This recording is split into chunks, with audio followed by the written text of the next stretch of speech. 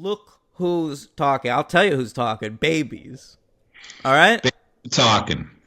And then next week, we're going to cover Look Who's Talking 2. I'll tell you who's talking 2. More babies. Yeah. And then Look Who's Talking Now. You know who's talking now? Some animal or something. I'm going to swerve you. It's dogs. It's dogs. Yeah. All right. So, what a franchise this was. A huge franchise, important to my childhood. Saw the first one on video about 1,000 times. Saw the second and third ones in the theaters. Watched them over and over again. Just constantly, Henry. I'm pretty sure I saw the first two in theaters. I never saw the third one.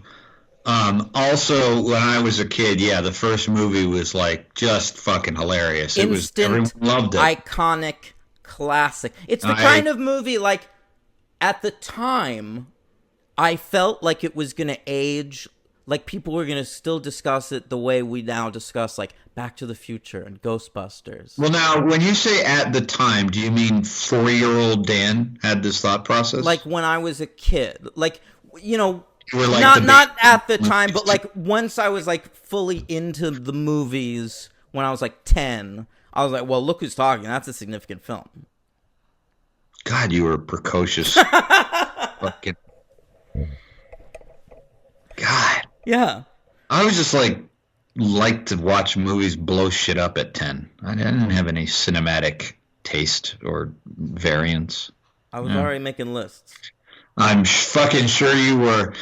Yeah, Look Who's Talking. Very hilarious when I was 11. I was mistaken, but I haven't seen it for a long time. So this was So I thought it'd be a nice one to resurrect around the holiday season, as Look Who's Talking Now is, of course, a great Christmas classic. Okay, well, okay. Yeah, you'll see. All right. No. So Amy Heckerling is of course the brain behind this franchise. She is the auteur behind Look Who's Talking. She wrote and directed this film. It was released October 13th, 1989, on a budget of $7.5 million. And Henry, what was that box office? I had accidentally seen it last night, but I don't remember. But it was something astonishing. All right. But what was it? 200 million. 297 million. Holy! I would call it Boffo. It would be Boffo. That's next level, dude. Yeah. It's the number 4 movie of 1989, which was an enormously successful year for Hollywood. You got Batman. That's the number 1 movie. You got Lethal Weapon 2. Yeah, that's the number 3 movie. You're doing well. You got Ghostbusters 2. This movie made more money than Ghostbusters 2. Yeah. And Back to the Future 2. Oh, I forgot about that one. So what am I missing? The second slot? Yeah. Yeah. What do you got? Give me a hint. Okay, it's a good movie. Oh, does it have Jodie Foster in it? Close, Sean Connery. Wow. Wow, I thought your Connery was a little better than that. Okay. I didn't want it to be too good because I didn't want you to get it. It doesn't matter. You're still not spoiling me. 1989, Sean Connery. Well, that's not Hunt for Red October. 1989. This is ridiculous. By the way, the year of Taylor Swift's birth. That's great. Am I really missing a big, huge movie here? Of course. It's the number 2 movie of 1989. Oh, Indiana Jones. And The Last Crusade. That's right. So, right. Honey, I Shrunk the Kids rounds out our top 5. Another movie, by the way, I used to think was going to, age great. I saw it in theaters. Yeah. This was the number 4 movie. Only beat by the Lethal Weapon sequel, the Indiana Jones sequel, and fucking Batman. That's beyond impressive. Mm-hmm. I mean, that's really wow. Incredible. It was nominated for 2 awards, Henry, and it happened to win both of them. What were those? Kids' Choice Award. Oh, now that's a winner right there, as we all know. It's the Kids' Choice Awards. It's KCA to you, but it's the kids making the choice, yeah. Yeah, it was nominated for the best movie of the year, and it won. And Johnny T and Kirstie Alley accepted the award. Well, that's nice. Isn't that sweet? For the kids, yeah. And People's Choice. The People also nominated this film for the best. Very strong themes, I have to say. Strong awards shows. Yeah, that I'm just personally proud of writing. By the way, I have a question about that acceptance of the Kids Award. Is that the only time two Scientologists came on stage together to accept an award? Definitely not. Really? Mm-hmm. All right, well, they're pretty high profile. Yeah, this is a very Scientology-heavy film. I'm sorry, I'm having a little difficulty here. All right, well, then I don't want to... No, there we go. Calm down. There we go. The people make the choice. It's up to the people. It chooses they see fit. Choosing the People's Choice Awards. It's the choice awards to the people. All that. It was nominated for Best Comedy Movie, and it won. It won the award. Wow. Best Comedy of 1989. Yeah. All right, so let's talk a little bit about our director and screenwriter, Amy Heckerling. All right? Sure. She got her start there in the early 80s with Fast Times at Ridgemont High, which was written by Cameron Crowe, an all-time classic. Well, we've actually talked about Amy Heckerling. She did European Vacation. Oh, yeah. A misfire. Yeah, that's a misfire. But just to get into her briefly, I'm a big fucking fan of Amy Heckerling. I've actually seen every movie she's ever made. And wow. Except for Johnny Dangerously, which I have not been able to find on the internet for some reason. I remember that one when I was a kid. I've only seen 4 of her movies. Her masterpiece is, of course, Clueless, a perfect film, one of the best ever made. And ever since then, she's been sort of making movies that feel like Clueless to diminishing returns, and nobody really likes them. But I keep seeing them.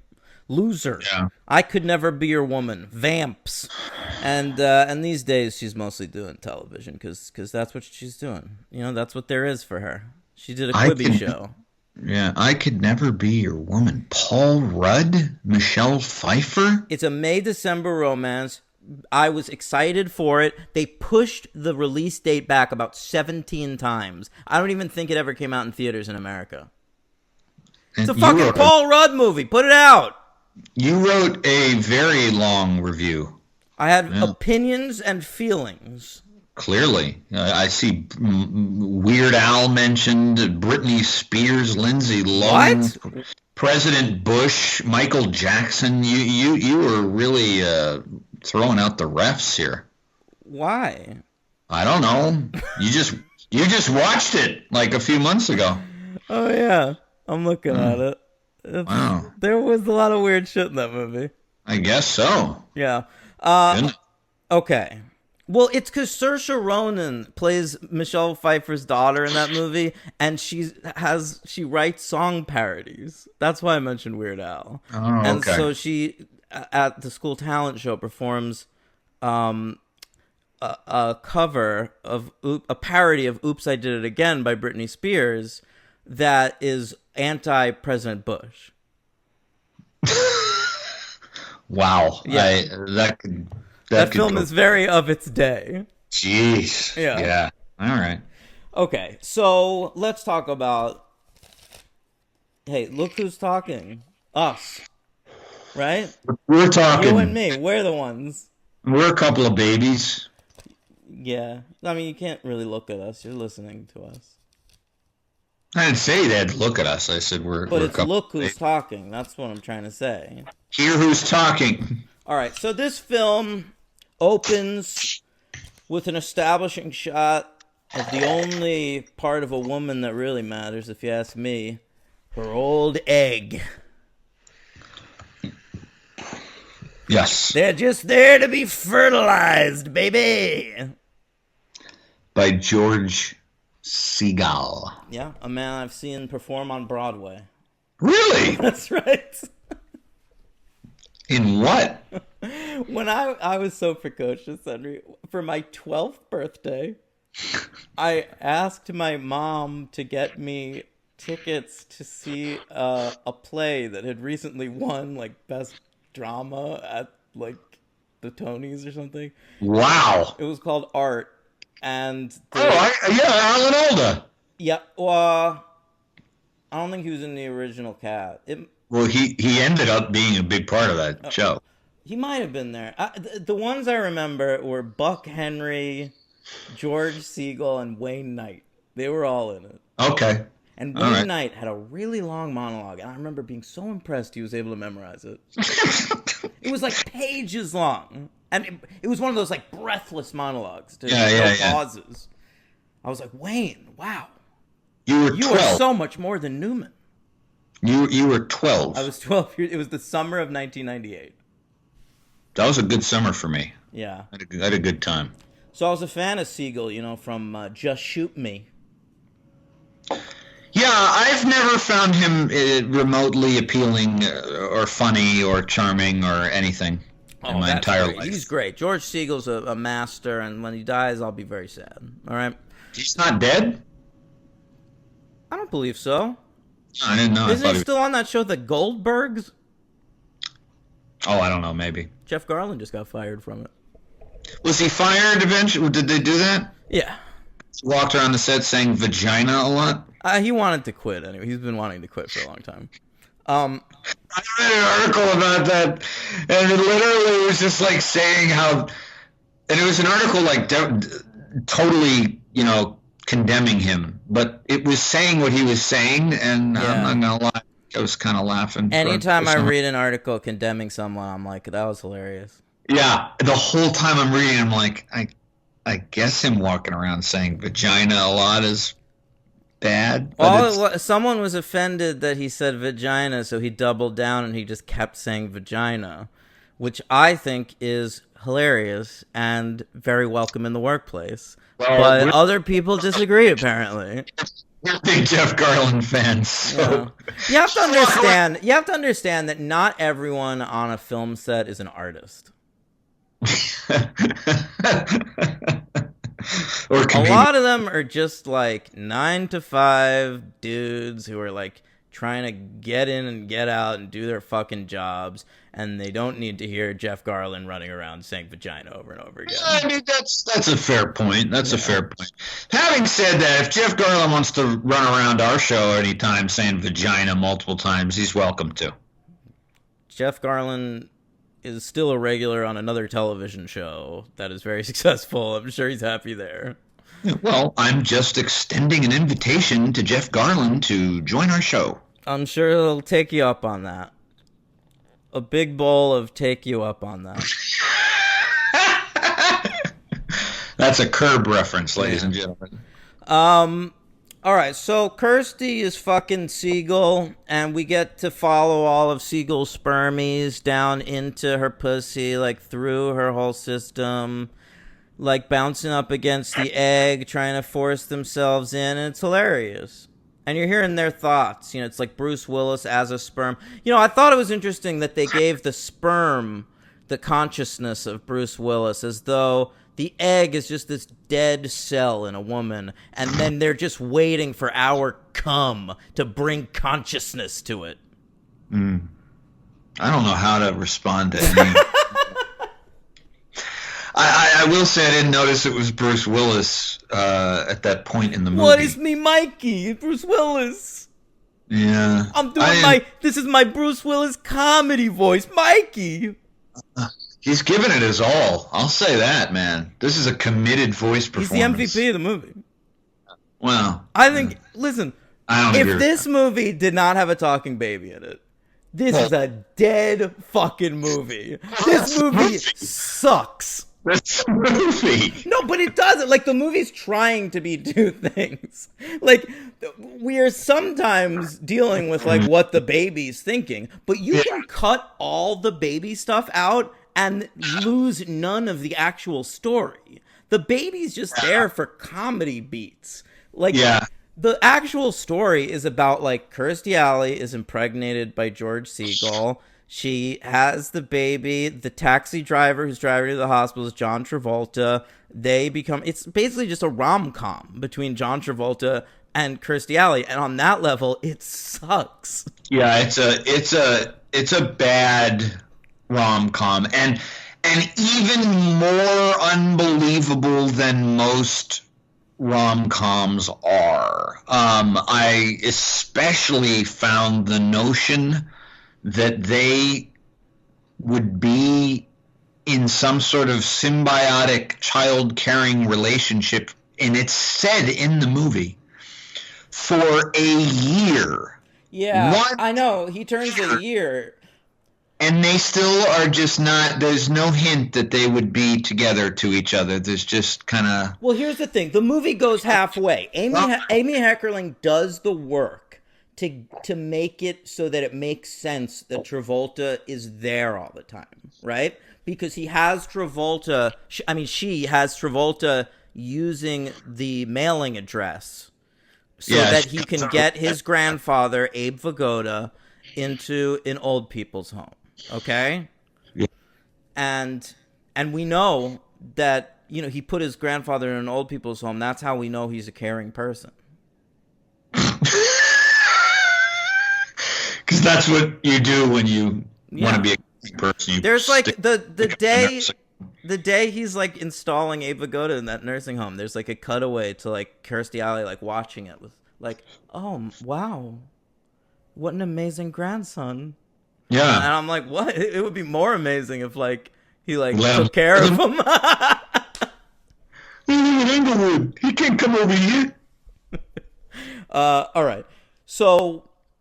But so what I was saying was he's doing they have that so that the mailbox is his. That makes sense. Right. So he would be at that building all the time. That's true. But it doesn't make sense why he would just be hanging out with the baby. At one point he says, and Kirstie Alley overhears him say to the baby, "You're probably my best friend, kid."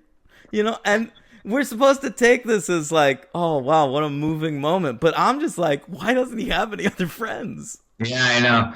I don't have a decent Travolta impression, and neither does Dan. Yes, but I believe you just heard it. But they both work beautifully anyway. It doesn't make any difference. It's like, just come and get the mail and leave. You don't have to check in every day, But then they make a deal. Their deal is what? I don't even know why he needs to go up to the apartment. She could just leave the parcels that are his in the mailbox, and he can stop into the lobby. The parcels. Well, it's New York. It's hard enough to get your own mail. I never wanted my mail just being left on the fucking lobby floor. I mean, I don't want any of that. No, not on the lobby floor. She should just give him a key to the mailbox. Oh, yeah. Well, but they work out a deal which I inferred as being a one-shot deal where, like, she says, you'll watch him on Saturday and then one of my gym classes or some shit. And he's like, okay, it's a deal. And I inferred that to be one time also, but I think that was bad storytelling and that it was actually meant to be that that's permanent. Indefinite? For at least while he's a baby. That's insane. Can you imagine? He loves the baby. He was there for its birth. He feels connected to it. And he wants to fuck the mom and is apparently very patient. Can I just say I know you'll like this. I don't know actually if you'll like it. Kirstie Alley, one of my first major massive kid crushes. I can understand. Huge. When she was on Cheers, and then when this came out, I was like, she blew my mind. I thought she was like, oh my God. The scene where Travolta first beds her, and she like realizes it's a bad idea. But like at first, they're like making out in the bed. Yeah. And watching that scene, I haven't seen this movie since I'm a kid, and I Yeah. had like that Either. same reaction. It was like my hair stood up, almost like, oh yeah, my little baby boner remembers loving this scene. Almost, like when I first saw When Harry Met Sally, and my penis, like, it didn't quite know what to do, but it was like it knew something was happening. During the diner scene, or That too, but really the scene where they fuck for the first time. I don't even remember that scene in When Harry Met Sally when they fuck for the first time. One of them goes to the other one's house sad, and they're like chatting in the bedroom, and then they kiss, and it's sex, and Meg Ryan's okay. unbelievable. Yeah. Oh, she was a big crush of mine too. Inner Space. Everyone had a crush on Meg Ryan. Like, how could you not? But like in the 80s, DOA. Remember, you saw that I recently. fucking love DOA, dude. That I haven't seen that movie in a very long time, but I fucking loved that movie. I always thought it was great. I'm glad to see you watched it and thought it was very good too. The writers and directors of that movie, do you know what their follow-up was? It's one of my favorite movies of all time. I don't remember who did the movie, so no. Annabeth Morton and Rocky Jankel. Mm-hmm. Super Mario Brothers. They followed. They followed DOA up with the Super Mario Brothers movie, and I think they're 2 4-star movies. You're on a Quaid run. You got the Big Easy. Yeah. You got the way. Yeah, watching Quaid get laid. Need a Quaalude for that double view. Oh, he knows what Meg Ryan feels like. Inner Space, right? Yeah, he knows what it feels like in her space.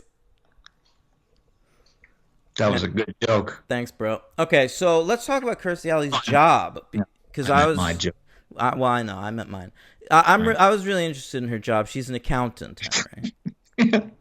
And first of all, her best friend at work is played by Twink Kaplan, who, of course, Twink Kaplan, who later played the teacher that Alicia Silverstone set up with Wallace Shawn in Clueless. Oh, okay. So it was very exciting to see her.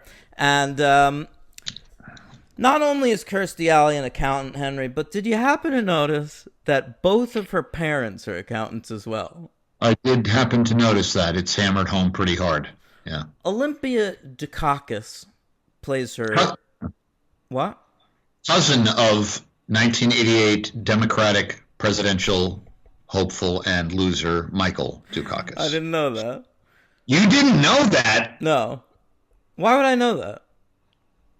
There's not that many Dukakises around. I never thought about it. Yeah, he watched her on Oscar night. He was very nervous. The difference between us, Henry, is like when you see the name Dukakis, you immediately go, oh, I wonder if that person's related to Michael Dukakis. And I would never have that thought. Yeah, that's probably true. I mean, that's definitely true. But actually, in this case, that comes more from my childhood because I'm sure that my parents pointed that out to me. Like, oh, well, it's... Well, I'm sure your parents were up Michael Dukakis' ass.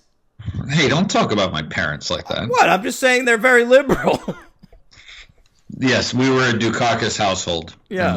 And lost accordingly. Yeah, for sure. Yeah. You know, modern people know what it's like. It was like the Kerry year. The what year? The Kerry year. Yeah, yes. There you go. Oh, Mike. Good guy, though. Good guy. Olympia Dukakis from Moonstruck, she passed away recently, but, she showed up and did that one thing in all those movies. That she has a shtick. Yeah. Yeah. And she does it here. She says that she's an ex-accountant. Meanwhile, Kirstie Alley's dad is sitting at the table reading accountant books and also typing away on one of those little accountant machines. And... just ticking away. And I thought it was a really meaningless joke that I liked. I like anything that's just sort of off kilter. Yeah. Actually, when he's sitting there wearing that trucker hat that's like barely on his head and he's laughing and you see that he's reading like Accountant Quarterly magazine. Yeah, that's hilarious. It's funny. Yeah. Yeah. It's a little throwaway gag. That's a good part. Okay, so Kirsty is impregnated by George Siegel. Siegel is already married with 2 kids. All right. Yeah. So Kirsty doesn't know what to do about it. She's considering an A word, but she doesn't go through with it. And, an asshole? No, abortion. Oh. Yeah. Right. Are we trying to make sure we're careful for the pro-life No, listeners? I like that line in Knocked Up. Yes. Who is it? Jay Baruchel? Are you considering getting an A word? And that's when Jonah Hill goes on his whole Schmishmorshman in the Schmishmorshman clinic. But she doesn't go through with it. We keep checking in on the baby. It's already got a full conscience. It's already talking about its dick. Oh, that's when Kirstie Alley gets the ultrasound, learns that she's having a boy, and it cuts to the baby inside her stomach going, now how am I going to get that in my mouth? Which is a great joke about an unborn baby wanting to suck his own cock. Right? It's so around this time. Sometimes I wonder, how did I get myself into this situation? And then it's too confounding for me to figure out. And I guess at some point in life, I met this guy, Dan, and we became real good friends. And then he says to me one day, hey, I'm going to do a show. I'd like you to be on it. It'll be fun. Yeah. And then I said yes. And now you feel that you're in a situation? It's like a relationship I can't get out of. I don't know how. Do you want to? Do you want to get... Are we breaking up on the show right now? Boy, you're talking about that a lot. Is that what you want? Are you trying to tell me something? Well, this is what I do at the end of relationships. Oh, all right. You give hints and then this is my move at the end of a relationship. Anytime any semblance of a fight happens, I'm like, are we breaking up right now?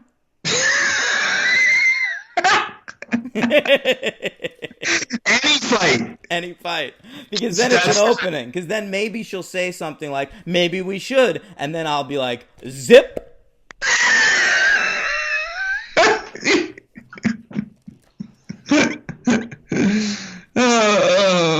Okay. All right. So Kirstie Alley catches George Siegel cheating on his wife and her with a third person in a dressing room in a store. Yeah, that was pretty random. New York's a kind of a big city, but they run into each other in the same. Not every establishment tailors themselves to these upper crust elite accountants. Upper East Side, Upper West Side, Well, they're probably on one of those. I'm sure they are, but there's a lot of stores. Hey, Upper East Siders. You ever been to the Upper East Side ever? Yeah, my college was on 68th and Lexington. I went every day. It's a joke, yeah, I know. All right, what do we got? Travolta finally shows up at minute 19, and I'm like, God damn it, I did not sign up for a Kirstie Alley vehicle here. Yeah. Was it minute 19? Minute 19. Listen, Johnny T's career was a struggle at this point. He had not had a hit since the early 80s. Yeah, like what are we talking? We're talking about like not Staying Alive. Saturday Night Fever, Grease, and then in the 80s he's like in Blowout or whatever. But that wouldn't be considered. I mean, that's a critical hit, but that's not bringing him to. It did well, he did Urban Cowboy, but then after those two movies, he did Two of a Kind with Olivia Newton-John, which fucking tanked. He did Perfect with Jamie Lee Curtis, which tanked horribly. All right? I remember Perfect. And those are like the only two movies he made in the 80s. 1985, from 1985 to 1989, he's not in a feature film. And then he does this. Yeah. I did not know that, because I got to be honest with you, I was thinking about, when I was watching this last night, I was thinking about where he was prior to this and where he was going, because Pulp Fiction's only 5 years away. Well, here's what happened. This was his comeback. He had a comeback with Look Who's Talking, and then he squandered that comeback so instantly with a series of utter failures that 5 years later, Pulp Fiction comes out and is considered another comeback. But I'm trying to figure out what Tarantino saw that he figured Travolta could use a little pull up there. Like, what was at the time it made sense, because even as a teenager when Travolta was in Pulp Fiction, I was like, oh, that's sweet. Like, that's nice. They're giving Travolta a little comment. Well, so no one had paid attention to these movies. Like, no one saw any of the movies. So in the public consciousness, it was like we hadn't seen Travolta in a while. So it was sort of like, let's see if he's good in this. But, like, keep in mind, they didn't market Pulp Fiction on the back of John Travolta. No. It was marketed as, like, this is Pulp Fiction, and Quentin Tarantino, and Uma Thurman was on the poster. And, like, Travolta, I think Tarantino just liked Saturday Night Fever and those De Palma movies and shit. I think you're right. Yeah, but it's kind of amazing because I do absolutely. It's not a false memory, you know. Like I remember at the time when seeing Pulp Fiction, just thinking that actual thing though, like oh wow, fucking Travolta. Wow, well good for him, you know. Well, that's because the most recent thing he'd done at that point is Look Who's Talking 3. Yeah, I guess so. That's probably where my head was at, and a lot of collective audiences who are at least film buffs, you know, just like felt like he was getting thrown a bone there, you know, and he was, because then he, you know, continued to then go back into yet another slump. But no, he didn't though. That's a false memory. You forget after Pulp Fiction, I know. he had a shit ton of hits. Like you didn't like them, but Michael and Phenomenon, those movies were huge. Movies. No, they were huge, and Broken Arrow and The General's Daughter and that whole thing. I know. Yeah, Broken Arrow. For sure. I saw that. I've had a free press pass to that movie. It's a classic. I walked out. That's so stupid. It's a great movie, and great score that they reused for Scream 2. That's right. Yeah. So he's a cab driver. He's a cabbie in this movie, John Travolta. And he's a real wild man. He drives a crazy cab very fast around New York. I enjoyed a couple of his opening lines because it was just like they couldn't have been written in any other year other than 1989. Yes. Go ahead. Okay. Yeah. So there's like a guy driving crazy in front of him, or no, a guy driving too slow in front of him, and he goes, "Hey, pull over till the lewds wear off." The lewds. I remember that. Yeah. And when he picks up Kirstie Alley and she's like, I'm going to the hospital, I'm pregnant. And he's like, hey, what about the dad? Where's the dad? And she's like, no dad, I got it artificially inseminated. And he goes, hey, yo, are you a lesbo? Right. Yeah, there's a... I just love, like, that's... Yeah. Instantly, the question, the statement, I've been artificially inseminated, the instant reaction, are you a lesbo? That's very funny, and that was true. That's how people thought, I think, in the 80s about that whole situation. Like, if you were in vitro fertilize like that, it's so fucking stupid. Like you don't even like your mind. It's funny too. Like you don't even in that era or in the movies of the era too. Like it's not even like he goes like, oh, you couldn't get pregnant. Like you and your husband were trying. Like you instantly jump to like, oh, you're a lesbian. Yeah. What are you, some kind of a rug muncher? My Travolta's getting better. Is it? Yeah, I think so. I'm not sure. Okay, so, let's get into the hospital. It's chaos. The cigarette smoking man from the X-Files delivers to me. Good review. So your review, of course, made me during the movie look up the cast on Letterboxd and then find the guy and then hit my movie and I was like, holy fucking shit, yeah. Not the no, he's not. He's the drug doctor. He's the guy who gives her the drugs. Yeah. She's asking for drugs and they think it's too late, and then of course Travolta's like, he goes out into the hall like, hey, this lady needs some drugs. Let's get in here, huh? That was good. That's good. Thank you. This lady, this lady. So William B. Davis, aka William Spender, aka the cigarette smoking man. Wait, not William Spender, Jeffrey Spender, the cigarette smoking man. KGB Spender. God, it's been too long since I've watched the X-Files. I don't know. I don't have these obscure references loaded up anymore. I'm a little surprised. You feeling all right? Yeah. But anyway, he's the cigarette smoking man. That's the important part. He's the main heel in the entire X-Files series from beginning to end. And we love everything about him. One of our finest cigarette smoking actors. And he doesn't even smoke cigarettes. That's how good an actor he is. You believe he does. I don't believe that after that experience of filming the X-Files, he did not take on the habit of smoking. I don't think he ever did. All right? So the cigarette smoking man delivers the baby. I wondered if perhaps this was an X-Files spinoff. Like, did Chris Carter have anything to do with this? Because it would make sense to me in the X-Files universe if William B. Davis was delivering this baby. Like, somehow the government found out that Kirstie Alley's baby has consciousness in the womb, and so they send KGB Spender, or whatever his name is, to New York, to Chicago? Or is it Chicago or New York? It's New York. All right, I'm sorry. I just watched Only the Lonely, and that took place in Chicago. That's Chicago, and you panned that movie, and I'm not happy about that. It wasn't good. It's a great movie and heartwarming and funny, and John Candy kills it in every scene.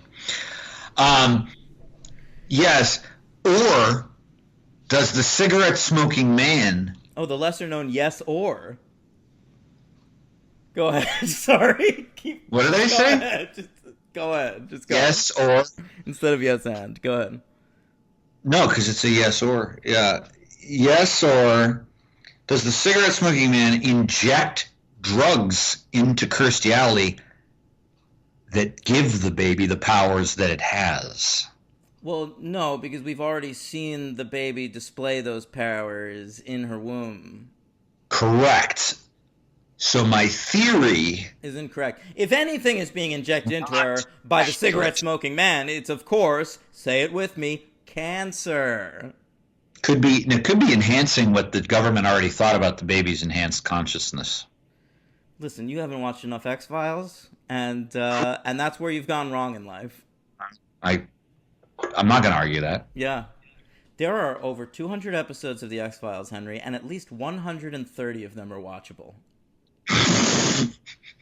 Okay? Wow, ringing endorsement. Yeah, all right. Well, and at least 50 of them are next level great. I love the movie. Yeah. All right, next up, the baby. Oh, well, when the baby gets the drugs from the cigarette smoking man, you see the baby get high in the womb. Do you remember that? High.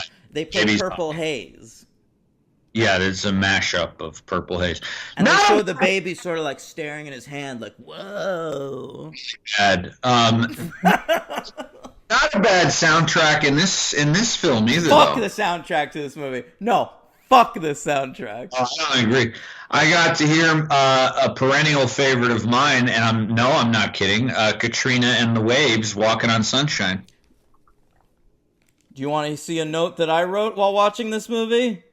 A big fan of that song. I wrote, "Fuck Walking on Sunshine." I fucking hate Walking on Sunshine. That song blows ass, dude. I love that song. I hated all them songs in this. This movie is so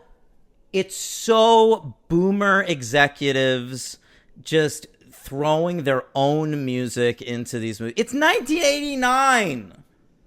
Play Play That song Madonna. Play Play Michael Jackson. That song came out in 85. I know Walking on Sunshine, but all the other songs in this movie are just like bullshit boomer songs. What are they? What are some of the other songs? Oh, Maybe I just meant Walking on Sunshine.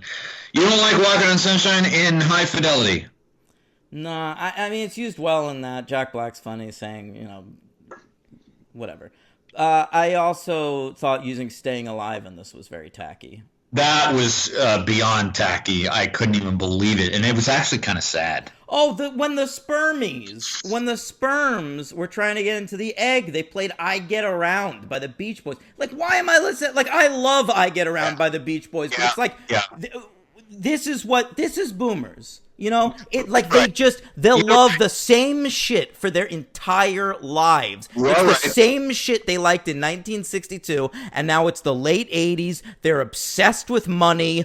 They're shitty and stupid and weird and so they're like, now the new context for this brilliant piece of art is a bunch of CGI sperms trying to get into Kirstie Alley's egg.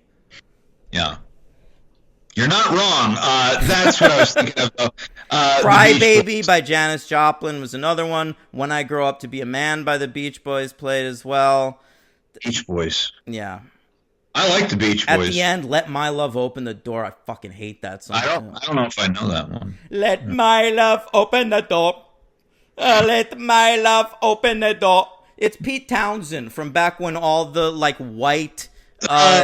white classic rockers were trying to be Jamaican. Wow, sure, Paul Simon. Yeah.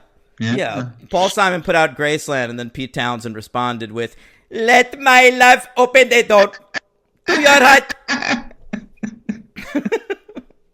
That was fucking Pete Townsend? Yes. Oh my God. By the way, Pete, still waiting for that great memoir about child pornography. Still waiting for it. Long time. My most anticipated book of all time.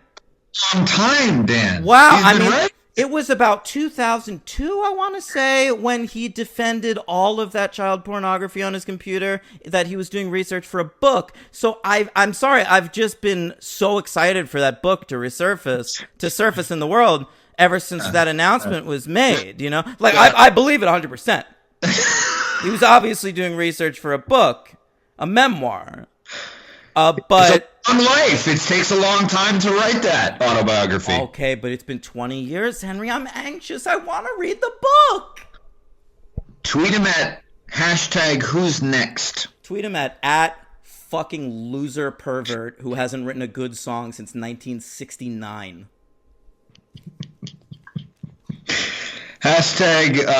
Only ever really liked a few Who songs. All right, so Allie's got a date. Like you said, she's a buxom, She's a knockout. I gotta say, she is a knockout. She's beautiful. Kirstie Alley, great. I will say, Henry. All right. Let's talk about Kirstie Alley. Oh, no. All right. No, I mean, that's okay. We can get into it because I had some questions.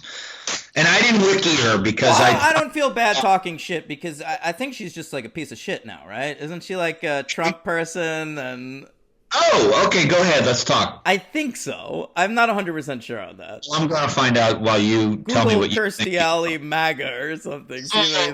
You just go ahead with what you know. I'm already doing it. All right. So for me, she was really big when Cheers was out. And then, she was in Look Who's Talking and stuff. But it always seemed to me like Hollywood never really knew what to do with her. And I think the reason for that is she's a sitcom actor. That's how good she is. She's good enough to be at the center of a sitcom. And so she's perfect on Cheers, obviously. But even on Cheers, she's the second best female lead in the history of Cheers. Shelley Long, as far as period. You always liked. They're both great in that show. I love Rebecca, but listen. I didn't have I wasn't a Diane or Rebecca person. I liked them both. Yeah. when you put it on in syndication, you see Kirsty. I'm not disappointed necessarily, Right. but I prefer Shelley. And then, she was on Veronica's Closet, which was created by the Friends producers, and I watched that for a couple seasons. Ron Silver was on the show. Oh, another crazy right-wing guy. He's dead, though. Yep, dead Jew. And that was such a bad show. It just never got good. It always sort of threatened to get good, and then it wouldn't get there. And then she got fat. Yeah, that's the big thing about. I mean, that was very big. When you said originally, by the way, when you said she got big, yeah, I thought you were going to make a joke then, but you waited, and I can appreciate that. Yeah. So people were talking about how fat she got. That was the news on her. Yeah, it's true. Kirstie Alley could have done two things, either lost weight or just started taking on character roles and been a fat actress. But what she did instead was she created a show called Fat Actress that was a weird meta thing about how fat she'd gotten. Yeah, you're right. Goodness gracious. And that was a fucking disaster. Yeah, compulsive eater. I mean, that's what I remember all that. That's what I think about the weight thing, and I think of the Scientology thing. And she's OT8, by the way, just in case you're wondering. OT8? Yeah. Holy shit. Sorry, OT7. I read my Roman numerals wrong. Okay. OT7. All right. I was going to say, she does not have telekinetic powers. OT7. All right. She did vote for Trump in 2016 and 2020. There you go. And during January 6th, she supported the rioters who had stormed the United States Capitol. She tweeted that war sucks, although sometimes it was necessary, and asked people to go home because they were in danger. Yeah. That's Kirstie Alley, one of our finest dumb pieces of shit. So, Can I take back that stuff where I was sexually to her at one point? You can still be sexually attracted to her. Just not intellectually. Although, I have to say, when I see Kirstie Alley in Look Who's Talking and Cheers Now, there is a part of me that sees the fat woman in her. What I'm looking at is a fat woman who's trying to keep the fat off. Yeah, I know. It's weird that it sounds horrible that we're saying that, but I say we. I'm disgusting, first of all right? So, I love to judge other people's bodies, but mine is gross. So, whatever. No, we're not two Adonises over here. But I say we because I am not going to lie. Well, you just said that. I swear to God, dude, when I was watching Look Who's Talking, I was like, I wonder how hard it was for her to keep that. I don't know, if that's just because I know now. You can see it around her jowls. But she looks great. She looks great. Beautiful woman. She doesn't look like someone who lost weight for the movie. No, she looks like someone who's keeping weight at bay. Too bad. Yeah. Now, she's a 70-year-old fucking idiot, so I don't care. Well, she's probably an idiot back then, too. Yeah, that's true. I mean, she's a Scientologist. There's not a lot of intellectual property going around. Although, I gotta say, I love John Travolta. I still love John Travolta. I have always loved John Travolta. I think in the right role, John Travolta's a genuinely great actor. I think he has more charisma than almost anybody. And he's a Scientologist and probably a piece of shit on some levels, but there are a few. There are three things that All right, so think about this. Travolta, he met on the set of The Boy in the Plastic Bubble, the woman who played some older lady, he plays mom or something. Okay. And then he started dating that woman. And then a couple years later, she died of cancer in John Travolta's arms.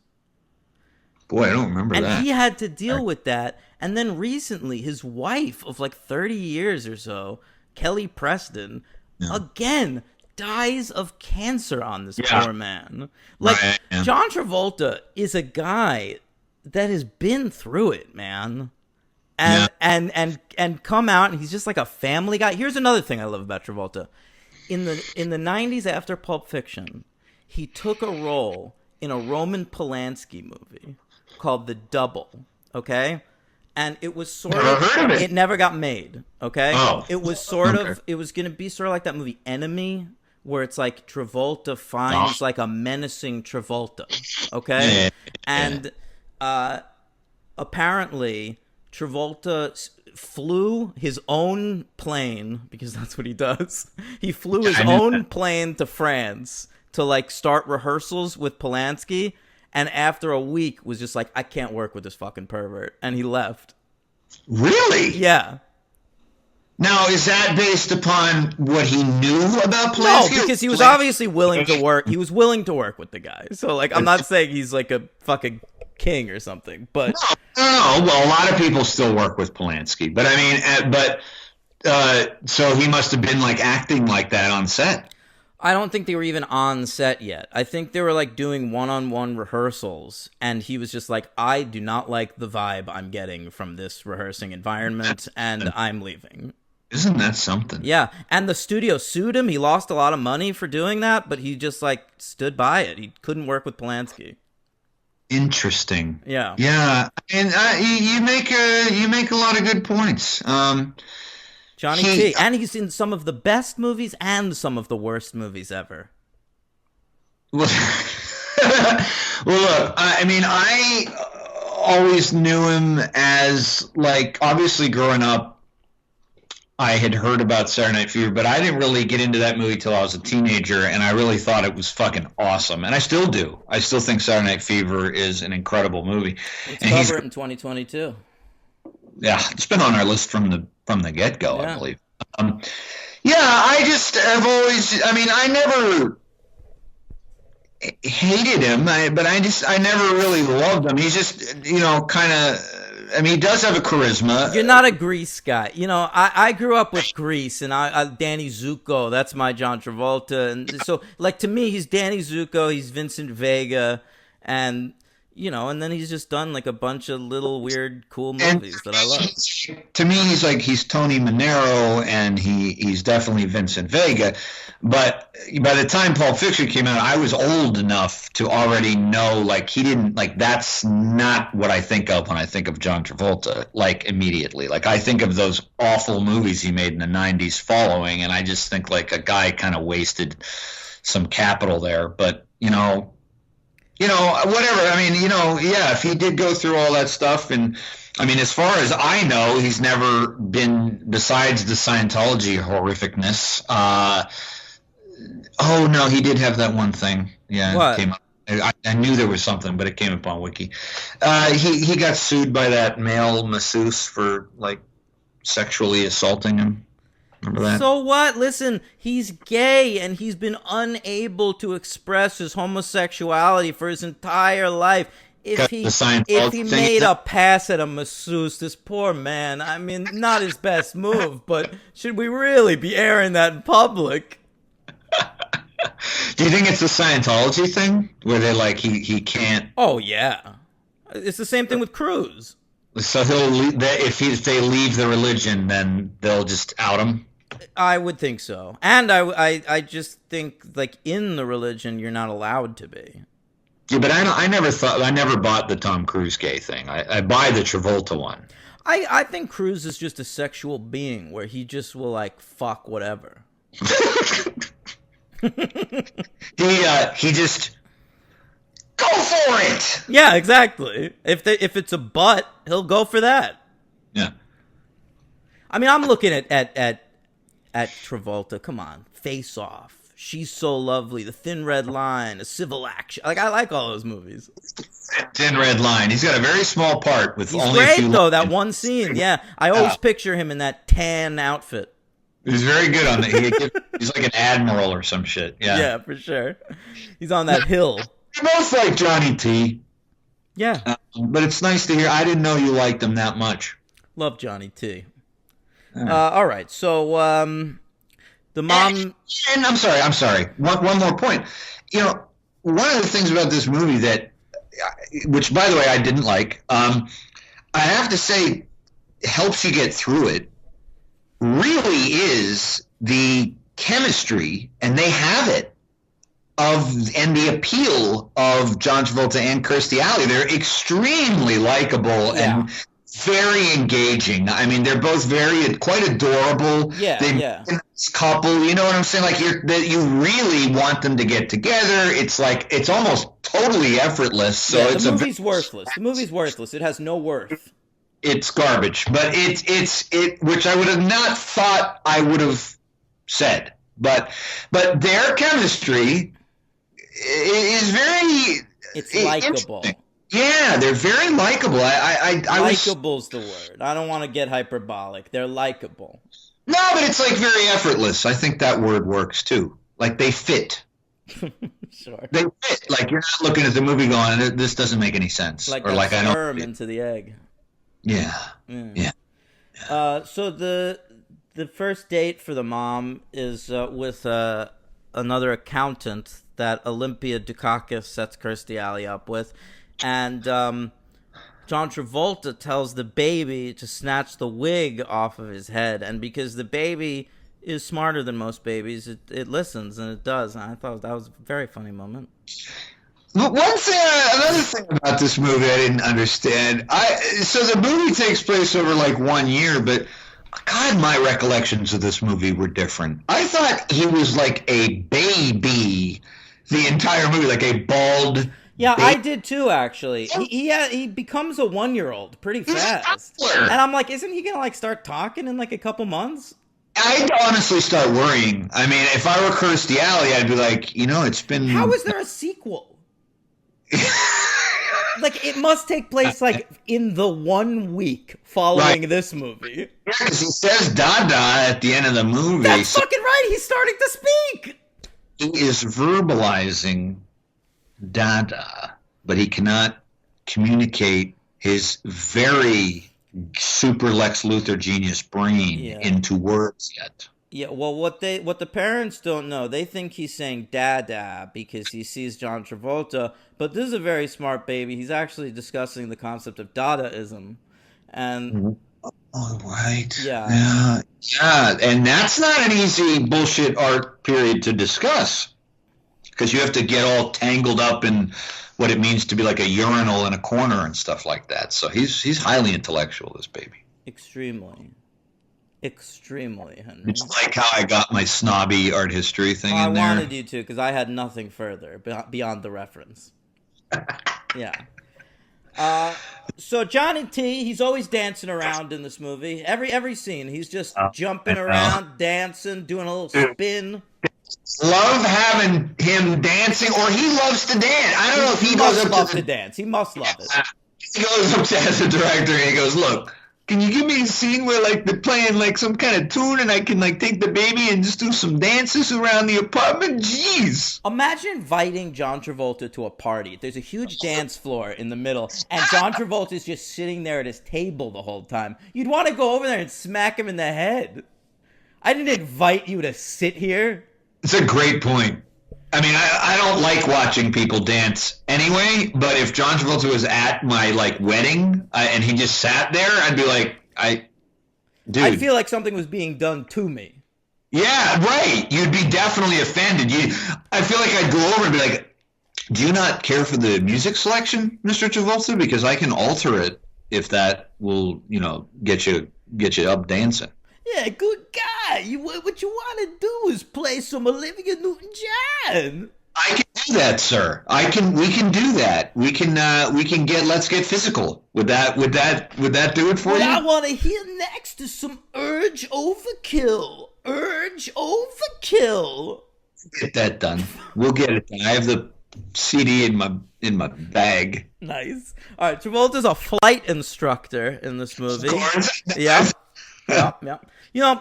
Do you think Travolta, every time he gets into a jet, he gets sad because of his dead son, Jet?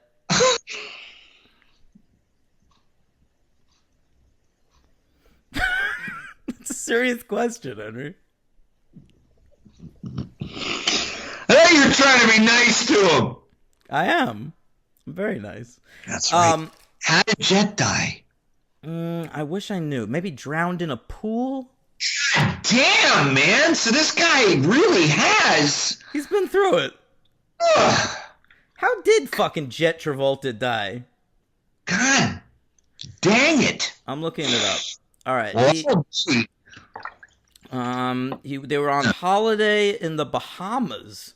Oh my God. And he just had a random seizure at their vacation home and died.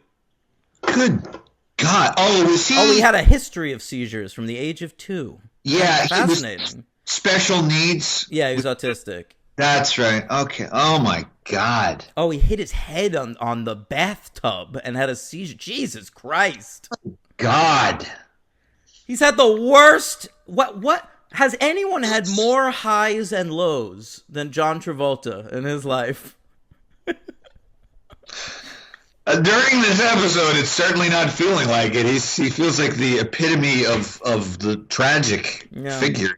Good God. At one point, he abbreviated long-distance phone calls to, he says, I'm making some LDs. He said that? Yeah, I thought that was an abbreviation that maybe we should bring back. I didn't Because he's telling Kirstie Alley about how he never spends money. He's great at never spending money. And so he goes, I never spend money on LDs either. I just stop in an office building and use their phone. Oh, all right. All right. So Travolta takes her up in the plane, and that's really when the love story begins, Henry. Yeah. Grab my stick. I'm not going to grab your stick. Yep, that's the level of comedy this film rises to. Back at the apartment, they start to hook up in the bedroom, and they're making out. They get on the bed. Did you notice that Travolta immediately flipped her over to fuck her from behind? Because the reason for it is the second he does is there's a close-up of Kirstie Alley's face, and she has a fantasy of them as sort of like the honeymooners, and so she stops sex. Yes. But in order to get to that shot of the close-up of Kirstie Alley's face, while they're kissing, Travolta just flips her over on her stomach and gets behind her. All right? Thought it was odd. What? What are you suggesting? Well, it's quite a bit like that Brokeback Mountain scene, if you know what I mean, you know.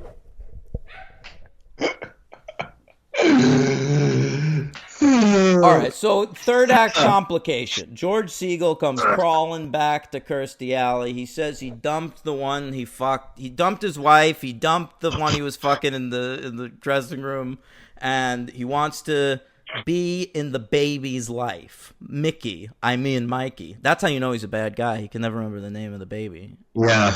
Yeah. I did like his line when he first cheats on her and she confronts him outside on the street, and he goes, I'm just going through a selfish phase right now. I know. That line hit me extra hard because I'm pretty sure I've told people that.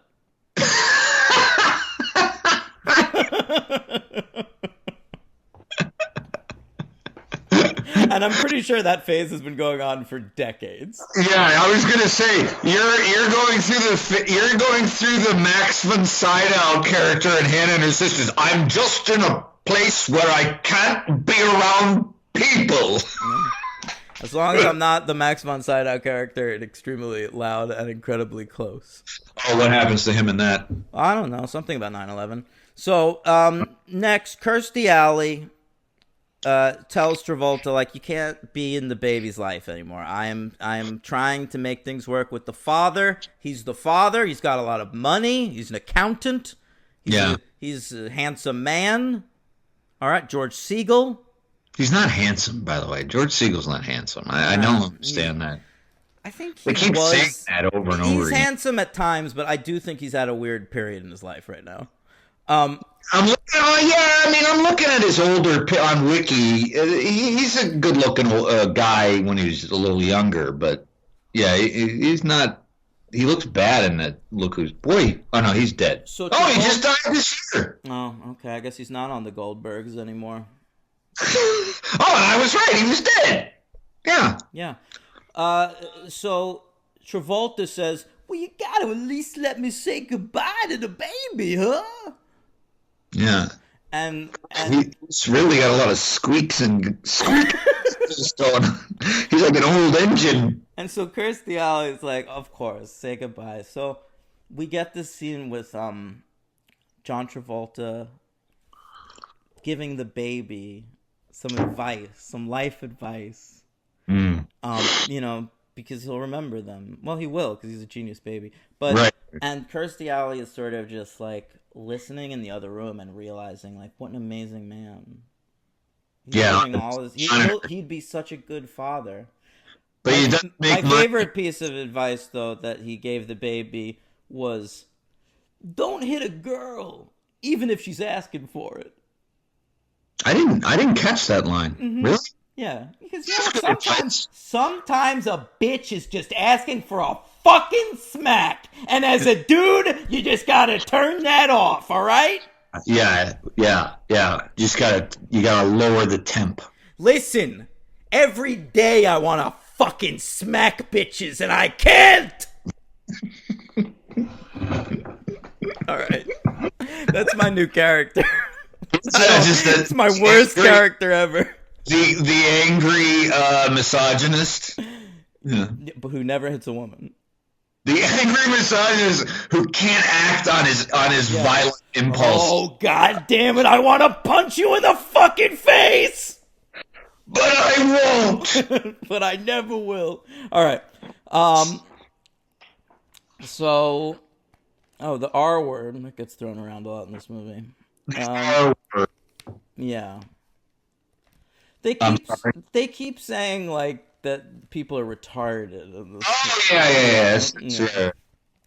Well, we say it on the show, so whatever.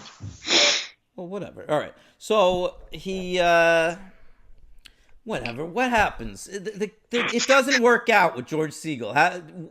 But how? I don't remember. He cheats on her again. Or no. She brings Mikey to the office, and he just like realizes in that moment, like, I actually don't want any part of this whole thing. I don't want any part of the family. I don't want any part of being a dad. And then so she's just like, all right, fuck you. And Mikey, I think, throws up on the floor or throws something on the floor to ruin it, or shits his pants too. And so that's great stuff. And I love Bruce Willis, always like, I got something in my diaper. What, you think I just have to cry and somebody comes and cleans my asshole? I love it.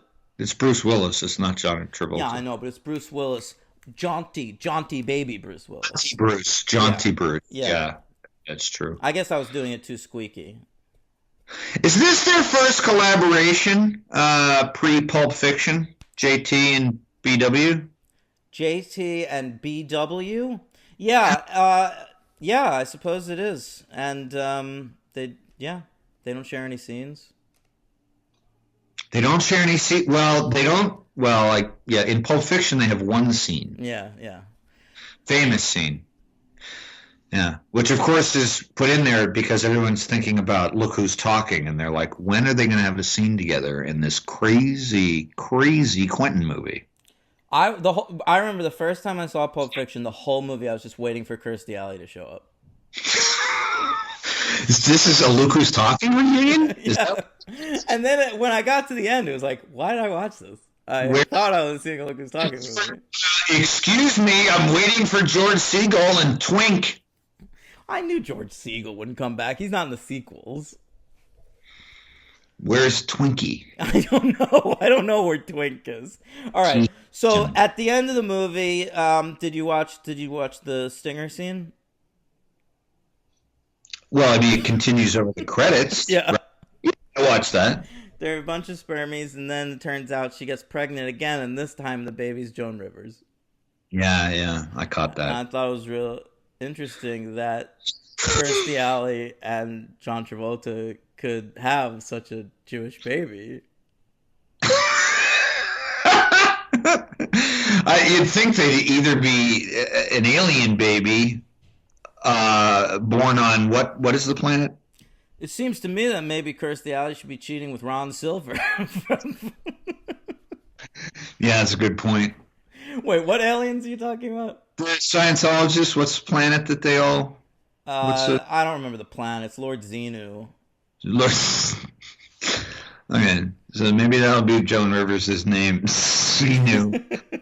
Well, George Segal, I believe, is Jewish, though. So they got it reversed. Mikey should be the Jewish baby and not the new one. Yeah, except then also I think by the second movie it's not Joan Rivers anymore. Like, I think they replaced her with Roseanne Barr, if I remember correctly. Oh, that makes a lot of 1990 sense. Yeah, one of the best, Roseanne Barr.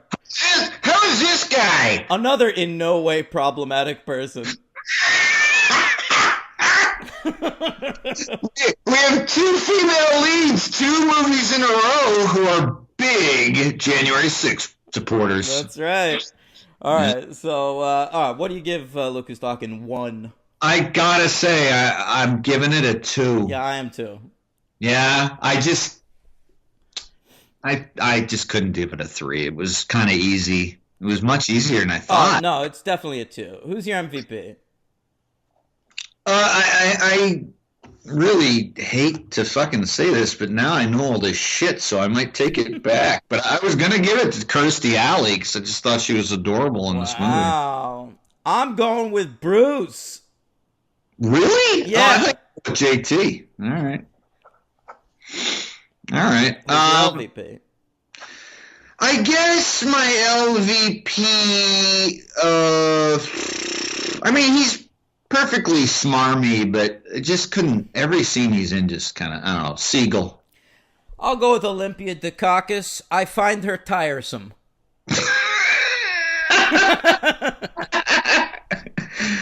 Okay, yeah, fair enough, Olympia. All right, well, we'll wrap up our Christmas episodes next week with Look Who's Talking 2, again written and directed by Amy Heckerling, but bringing in such great luminaries as Roseanne Barr and Damon Wayans and Gilbert Gottfried, Mel Brooks, some of the greats. Yeah. Well, they were on the bandwagon, so they all wanted to be part of it. Yeah.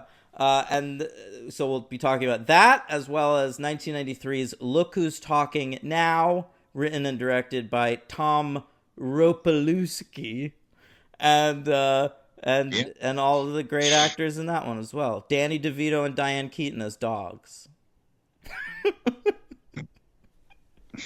God, is the dog the same character from K-9? No, of course not. But we could cover K-9. Remember, he came back for a couple sequels to those. We're okay. I think we're all right for our trajectory. Okay. So that's next week. Look Who's Talking to Now. And in the meantime, we hope that you've enjoyed yourselves.